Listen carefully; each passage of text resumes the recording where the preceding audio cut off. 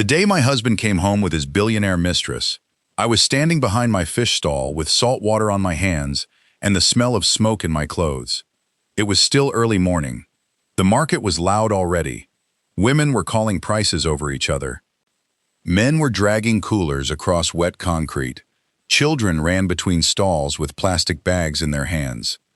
And I was bending over a wooden table, cleaning fresh tilapia with a knife I had sharpened before sunrise, when a black car stopped in front of the market. Not the kind of car that belonged there. This one was long, polished, and silent, with windows so dark they looked like secrets. People turned. Even the fish sellers stopped shouting for a moment. The back door opened first. A woman stepped out, tall, beautiful, smooth-skinned, wearing a cream dress, gold heels, dark sunglasses, and a perfume so expensive it seemed to fight the smell of fish from 10 feet away. Behind her came my husband, Barrister Michael Adewale, the man I had married when he had one pair of black shoes, 2 faded shirts, and a dream so big it used to frighten me. The man I had fed while he studied law. The man whose school fees I paid by selling fish in rain, sun, dust, and shame. The man whose textbooks I bought with hands that smelled of smoke and scales. The man whose exam registration nearly made me sell my mother's gold earrings. The man who used to call me his miracle. Now he stepped out of a billionaire woman's car in a navy suit I had never seen before, looking at my fish stall like it was something from a past he had outgrown. The woman removed her sunglasses slowly and looked me up and down. Not like a rival, like an inspection. Michael did not smile. He did not greet me. He did not ask why I was at the stall by 6 in the morning, though he knew the answer because I had been doing it for 11 years. He simply adjusted his cufflinks, cleared his throat, and said, "Amina, we need to talk."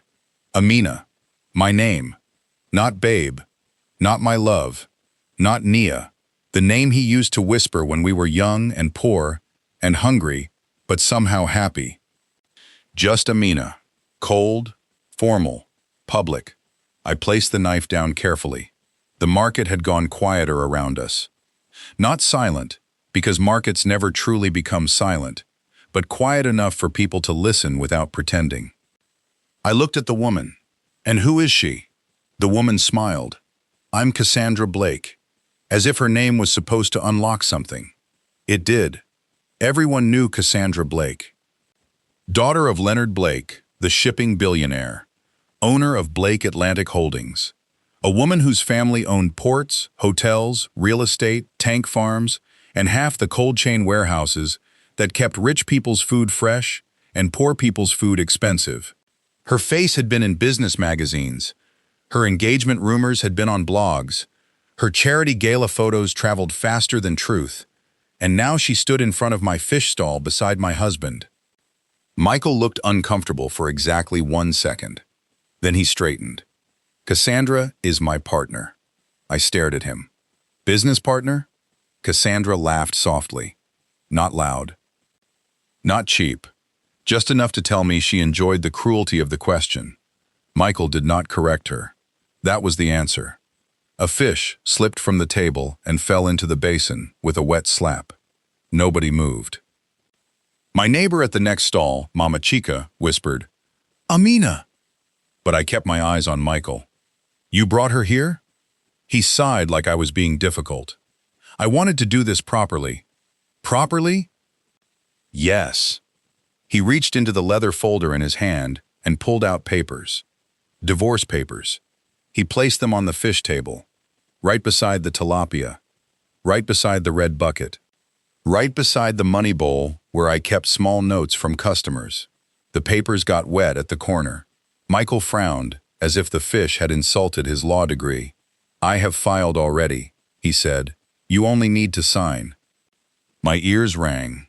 Not because I did not know something was wrong. I had known for months. The late nights, the new clothes, the way he began complaining that I smelled of fish even after bathing. The way he told me not to come to office functions because clients are judgmental. The way he stopped calling the market our beginning and began calling it your business, as if my fish stall had not fed him into becoming a lawyer. As if every naira from that table had not gone into application fees, transport fares, textbooks, rent, suits, bar registration, laptop repairs, and the food that kept his stomach full while his dreams grew fat. But knowing betrayal is near is not the same as watching it arrive in heels and perfume. I looked at the papers, then at him. You came to serve me divorce papers in the market? His jaw tightened. I came because you avoid serious conversations at home. I almost laughed. Home. The same home I paid rent for when he was a student. The same home I furnished piece by piece from fish money. The same home he now entered only to sleep or change clothes before disappearing again. Cassandra stepped closer. Amina, Michael wants to move forward peacefully. It will be easier if you accept reality. Reality. The woman who entered my marriage, through lies, had come to teach me reality. I wiped my hands slowly on the cloth beside me. My reality, I said, woke up at 3:30 this morning to buy fish at the cold room before prices doubled. My reality stood in rain for years so this man could study law. My reality borrowed money when his final year fees were due. My reality ate gari without sugar so he could eat rice before exams. Do not stand in front of my stall and explain reality to me. A few women murmured approval. Cassandra's smile faded. Michael looked around, embarrassed by the market people watching. That embarrassment wounded me in a place deeper than anger.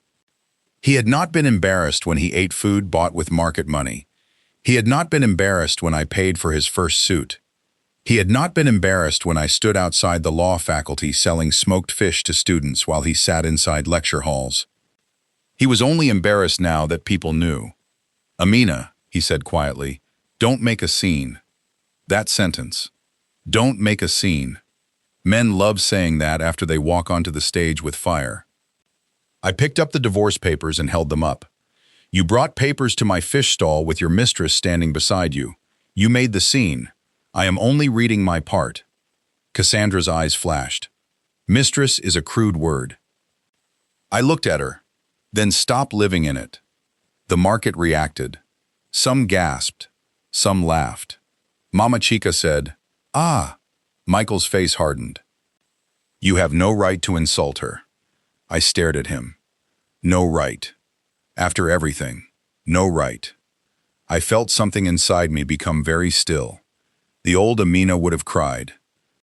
The old Amina would have begged him to talk privately. The old Amina would have worried that anger would make him leave faster. But maybe that Amina had drowned long ago in fish water, school fees, unpaid thanks, and lonely nights. I placed the papers back on the table. I will not sign anything here. Michael leaned in. You will sign eventually. Maybe.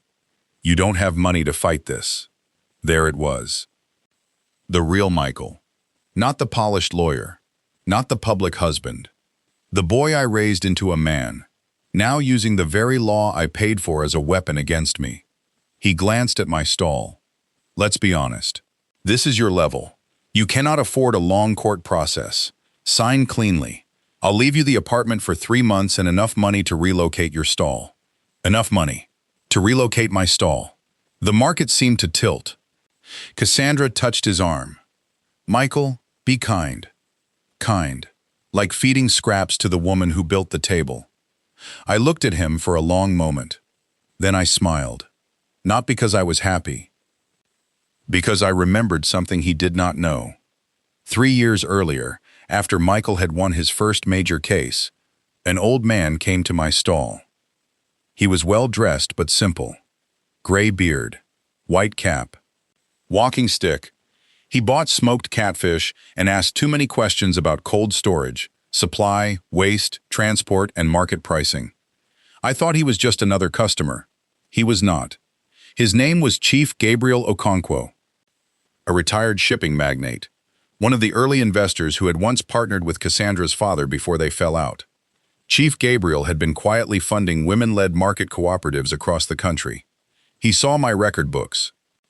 He saw how I tracked fish prices, customer demand, spoilage, delivery gaps, and profit margins. He said, "Madam, you are not just selling fish, you are running logistics from a wooden table." That sentence changed my life. Over the next 3 years, with his mentorship and my work, my fish stall became something else. First, a cold storage cooperative, then a wholesale supply network, then a seafood processing company, then a hidden shareholder vehicle in HarborLink cold chain. And 2 months before Michael brought Cassandra to my stall, my company had quietly acquired a significant stake in one of Blake Atlantic's struggling regional cold chain subsidiaries. Cassandra did not know. Michael did not know. Nobody in the market knew. Because I did not dress like money. I dressed like work. I looked at my husband and said, "Michael, you are right about one thing." He relaxed slightly. "This market is my level." Then I picked up the knife again and returned to cleaning fish. "But you never understood how high this level goes." He frowned. Cassandra stared at me. I did not explain. Not yet. Some truths need the right room. Not a fish stall. Not wet concrete. Not in front of a man who thought my hands were only useful when they paid his fees. So I looked at Mama Chica and said, "Please give barrister and madam space to pass. Customers are waiting." The market women laughed. Michael's face twisted with humiliation. He picked up the wet divorce papers, turned, and walked back to the car. Cassandra paused before entering. "You will regret being stubborn." I smiled. "You will regret being curious too late." The car drove away. The market noise returned slowly. Mama Chica came to me and took the knife gently from my hand. Only then did I realize I was shaking. She held my shoulders. "Amina, sit down." "I'm fine." "You are not fine. Sit." So I sat on a plastic crate beside the fish table, smelling of salt, smoke, and betrayal. Then I cried. Not because Michael wanted a divorce, but because he had looked at the life that built him and called it my level. Before I continue, tell me where you are watching from tonight. And if you have ever built someone with your own hands, only for them to look down on the hands that lifted them, stay with this story. Because sometimes the woman selling fish is not poor. Sometimes she is quietly buying the river. I met Michael Adewale when I was 21. He was not a lawyer then. He was a law student with one torn backpack, a serious face, and hunger he tried to hide with grammar. He came to my mother's fish stall at Oja Marina Market every Friday evening, because law students from the nearby campus liked buying cheap smoked fish for weekend meals. He always asked the price like a man who already knew he did not have enough. The first time I noticed him properly, he counted coins in his palm and quietly moved away when he realized he was short. I called him back. "Law student," I said. He turned, embarrassed. "How did you know?" "You people carry big books and empty pockets." He smiled. That smile ruined many years of my common sense. I gave him the fish. He said, "I'll pay next week." "You will." He did. Most men would have avoided the stall out of shame. Michael came back with the money folded neatly and an apology. "I don't like owing," he said. "I like that. My mother liked him too. At first." She said, "That boy has ambition in his eyes. Be careful. Ambition can love you or eat you." I laughed. My mother had sayings for everything. She had raised me alone after my father died at sea when I was 9. She inherited his fish stall, expanded it, and taught me that fish selling was not dirty work unless the person looking had a dirty mind. We woke before dawn, bought fish at the waterfront, smoked some, sold some fresh, supplied small restaurants, tracked debts, prayed over spoiled batches, worked until our clothes carried the smell no soap could fully remove. I did not finish university, not because I was dull. Because when my mother's health failed, the stall became my school, job, and duty. Michael came into that life gently. He would help me lift coolers, carry buckets, read contracts from suppliers, explain legal words I did not understand. In return, I fed him, then loved him. Those two things became tangled. By the time he asked me to marry him, he was in his final year, and I was already paying more of his bills than I admitted aloud. He knelt behind the stall after closing, with a silver ring he said was temporary until he could buy better. "Amina," he said, "you believed in me when I had nothing. Let me spend my life proving you were right." I cried. My mother cried too, but later she pulled me aside. "My daughter," she said, "support a man, but do not become the ladder he kicks away." I promised I would not. Then I did. Marriage was hard, but I believed hardship was part of building. I woke at 3:30 a.m. to buy fish. Michael woke at 6 to read. I paid rent. He studied. I sold fresh fish, smoked fish, dried fish, peppered fish, fish stew bowls during lunch rush, anything that brought money. He attended lectures. I paid for photocopies. He prepared for exams. I paid bar registration. He needed a suit for moot court. I bought it. His laptop broke. I fixed it. He failed one paper and wanted to quit. I held him all night and said, "Lawyer Michael Adewale does not stop here." When he passed, he lifted me in the air and spun me around our small room. "We did it," he shouted. "We." That word was beautiful then. When he was called to the bar, I wore my best dress and sat in the crowd smelling faintly of fish smoke, no matter how much perfume I used. He looked so handsome in his wig and gown that my heart nearly broke from pride. After the ceremony, his friends took photos. One of them joked, "Barrister, your wife is the real sponsor." Michael laughed and pulled me close. "Yes-o. Without Amina, I am just a man arguing under a tree." Everyone laughed. I glowed. I did not know the day would come when he would stop laughing at that truth and start resenting it. At first, he was grateful. Then he became busy. Then important. Then irritated by reminders of where we came from. His first job at a small law firm paid little, so I still carried most bills. His second job paid better. His third changed him. He joined Blackwell & Stone, a high-end commercial law firm representing shipping companies, property investors, and wealthy families with disputes too expensive for ordinary courts. Suddenly, Michael wore fitted suits, attended private dinners, spoke of clients by surname, learned wine names, changed his phone twice, changed his accent slowly, as if every promotion required him to sand off the market from his voice. He began correcting me. "Don't say fish people, say suppliers.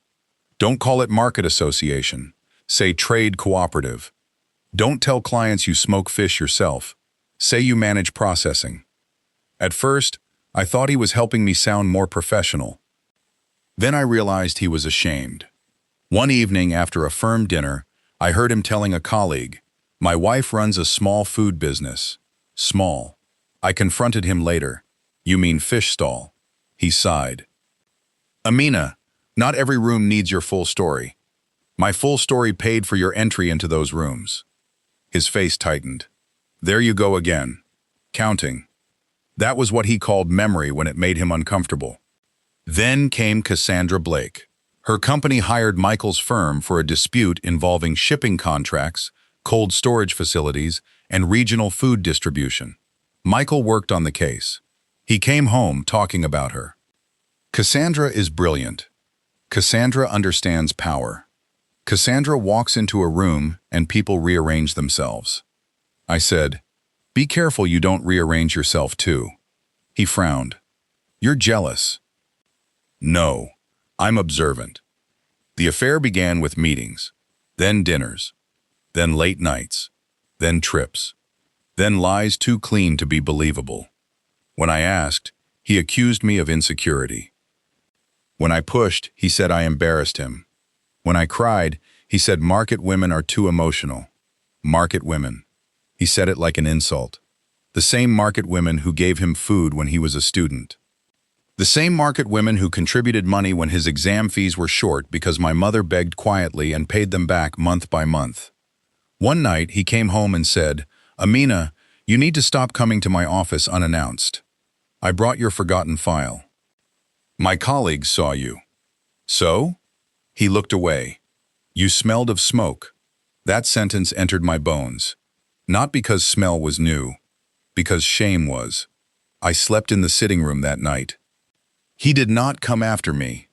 Around that time, Chief Gabriel Okonkwo became my customer, then mentor. He taught me to see my fish business as infrastructure. He introduced me to cold chain finance, cooperative equity, regional distribution contracts, and investment vehicles. He said wealthy people made money from what poor people already understood, but did not have capital to control. Amina, he told me, fish spoils because poor sellers lack cold storage. Rich men then buy the cold storage and control the poor sellers. Why not own the cold? So we built, slowly, quietly. I gathered women from the market, Mama Chica, Auntie Sade, Fatima with the catfish ponds, young Ruth who knew accounting. We created Marina Women's Seafood Cooperative, then Marina Cold Link, then supply contracts with restaurants, hotels, and supermarkets. Chief Gabriel helped us negotiate, not as charity, as business. He invested, but he made sure we owned enough to control our future. By the time Michael thought I was still just selling fish, I was signing distribution contracts larger than his annual salary. I did not tell him everything, not out of revenge at first. Out of habit. He had stopped listening, so I stopped offering. Then I learned Cassandra's Blake Atlantic Holdings was struggling in one area, cold chain facilities, especially the regional seafood network. They owned warehouses, but not trust. They had trucks, but not market relationships. They had software, but not women who knew when fishermen were lying about catch volume by the way they avoided eye contact. Marina Cold Link had what they needed. They did not know we had enough capital and partners to buy into their weakest subsidiary. Chief Gabriel smiled when the opportunity came. Your husband's mistress may have inherited ships, he said, but you understand what goes inside them. I signed the first acquisition document with fish smoke still in my hair. That became my private joy, not secret shame, private joy. Then Michael came to the market with Cassandra and divorce papers. After that day, everything moved quickly. Michael's lawyer sent formal documents claiming our marriage had irretrievably broken down due to my refusal to grow with his professional status. I laughed when I read that. Then cried, because insults dressed in legal language still cut. He offered me very little. 3 months in the apartment, a small settlement, no claim to his growing assets. No recognition of my support during his education. No mention of the years I paid bills. He assumed I would sign because court would scare me. He forgot I married a lawyer. I knew enough to hire better. My lawyer, Mrs. Helena Brooks, was short, calm, and dangerous. She read Michael's filing once and said, "Your husband has mistaken your apron for ignorance." I liked her immediately.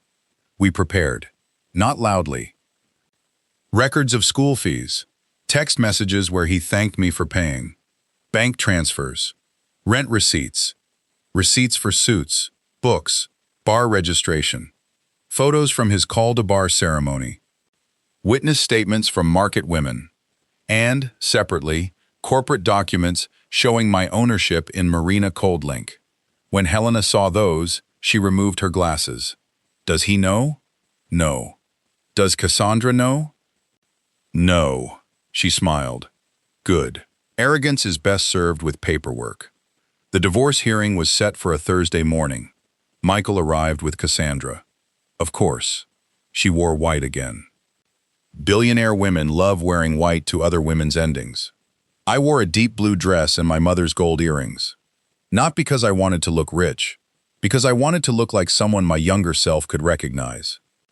Michael looked surprised when he saw Helena beside me, then amused. He thought I had hired a small lawyer. He did not know Helena had once represented half the shipping families his firm was desperate to impress. The hearing began with Michael's lawyer painting me as a woman who had failed to adapt. A traditional trader. Hardworking, yes, but incompatible with Michael's new professional life. He used the word social mismatch. I almost laughed. Social mismatch. When I sold fish to feed him, it was sacrifice. When he became rich enough to feel ashamed, it became mismatch. Helena let him speak. She always let people build the rope before showing them the hook. Then she stood. Your Honor, before we address settlement, we must correct a false narrative. Mrs. Adewale did not merely support the home. She financed Mr. Adewale's legal education, professional entry, early household expenses, and significant portions of his career presentation during the marriage. Michael shifted. Cassandra watched with mild boredom. Then Helena continued. We also reject the claim that Mrs. Adewale is financially dependent on Mr. Adewale. She is a founding director of Marina Cold Link and majority stakeholder in Marina Women's Seafood Cooperative, with current commercial interests tied to regional cold chain logistics. Cassandra's head turned. For the first time, she looked alert. Helena placed documents before the court. Michael whispered, What is this? I looked at him. This is my level. His face went pale. But the real blow came 2 weeks later. Not in the divorce court. In Cassandra's boardroom. Blake Atlantic Holdings had scheduled a strategic review with investors and partners to discuss restructuring the cold chain subsidiary. Michael attended as Cassandra's legal advisor and companion. He did not know I had been invited as a stakeholder representative. When I walked into that glass boardroom wearing a charcoal suit and carrying a folder, Michael stood so fast his chair rolled backward. Amina? Cassandra's eyes narrowed. Chief Gabriel walked in behind me. Then Helena. Then 2 directors from HarborLink. The chairman cleared his throat. Mrs. Adewale represents Marina Cold Link, which now holds a material stake in the regional seafood cold chain division. Their cooperative network is central to any viable restructuring plan. Cassandra looked at me like she was seeing the fish stall again, but this time the scales were made of money. You, she said softly. Yes, I replied. Michael whispered. You never told me. I looked at him. You stopped asking before there was anything to tell. The meeting was brutal, not loud. Business brutal. Marina Cold Link's data showed Blake Atlantic's cold warehouses were underperforming because they ignored local market systems. Trucks arrived at wrong times. Storage fees punished small sellers. Digital systems were built for people who did not use them. Fish spoiled while executives blamed informal traders. I presented our plan. Local cooperative access, fair storage pricing, women-led distribution hubs, market-integrated inventory, profit sharing, reduced spoilage, scalable regional model. By the end, the board knew 2 things. Cassandra's shiny strategy had failed. The fish seller had brought the solution. Michael sat silent. I wondered if he remembered the mornings I woke before dawn while he slept. I hoped he did. Cassandra tried to recover. Marina Cold Link may understand local systems, but scale requires capital and discipline. Chief Gabriel smiled. Madam Cassandra, discipline is waking at 3 a.m. for 20 years to sell a product that rots if pride delays transport. Do not lecture market women about discipline. The board went quiet. Cassandra's face tightened. The restructuring moved forward under terms favorable to Marina Cold Link. Cassandra lost control over the subsidiary's regional strategy. Michael lost more. His firm questioned his judgment after learning he had failed to disclose his personal conflict involving me, Cassandra, and the assets under review. His divorce strategy became embarrassing. His colleagues began whispering. The man who came to my stall with divorce papers now had to sit through meetings where I signed documents he was not allowed to review. The divorce ended cleanly. Not painlessly, cleanly. I received recognition for my contributions during the marriage, repayment on documented expenses, and kept my business assets protected. Michael received freedom, which was what he claimed he wanted. Funny how freedom feels different when it does not come with the other person's humiliation. After the final signing, he asked to speak. We stood outside the courthouse under a tree. No Cassandra. No cameras. No market. Just 2 people and the ruins of what they once promised. He looked tired. Amina, he said, I was ashamed. I know. Of where I came from. Of needing you. Of how much you did for me. I know. His eyes filled. I thought if I became important enough, I could rewrite the beginning. I looked at him. You did rewrite it. Badly. He lowered his head. I am sorry. I waited. For what specifically? I asked. He flinched, then nodded. for bringing Cassandra to your stall, for serving you papers there, for calling your work small, for being ashamed of the fish business that made me, for taking your sacrifice and acting like I rose alone. Tears burned my eyes. Late apologies do not erase early damage, but specific truth can close a door gently. I hear you, I said. He looked up, hoping for more. I gave no more. Cassandra left him within months, not because she suddenly developed respect for wives, because Michael had become costly to her image. He lost his position at Blackwell & Stone and moved to a smaller firm. I heard he became quieter, less polished, maybe more honest. That was no longer my business. My business grew. Marina Coldlink expanded into 3 states, then 5. Women who once sold fish on broken tables became shareholders, warehouse managers, logistics coordinators, quality inspectors, and directors. Mama Chica wore a hard hat at our first major cold storage opening and cried so loudly the governor's aide had to pause the speech. Named the first facility Ruth Monroe Hub, after my mother. At the opening, I stood before market women, investors, drivers, farmers, and young girls who had never seen women like us celebrated without apology. My mother taught me fish selling was not dirty work, I said. It was food work, survival work, smart work. The world only called it small because we did not own the systems around it. Today, we begin owning the cold, the trucks, the numbers, and the future. The applause nearly knocked me over. Chief Gabriel leaned on his cane and whispered, "Not bad for your level." I laughed until I cried. Years later, people still tell the story of the day Barrister Michael came to the market with his billionaire mistress and divorce papers. Some tell it like revenge. Some tell it like gossip. Some say I was lucky. Luck. People love that word when they do not want to respect preparation. It was not luck. It was years of waking before sunrise. Years of counting coins. Years of recording prices. Years of learning from insult. Years of staying alive after the man I built decided my hands were beneath him.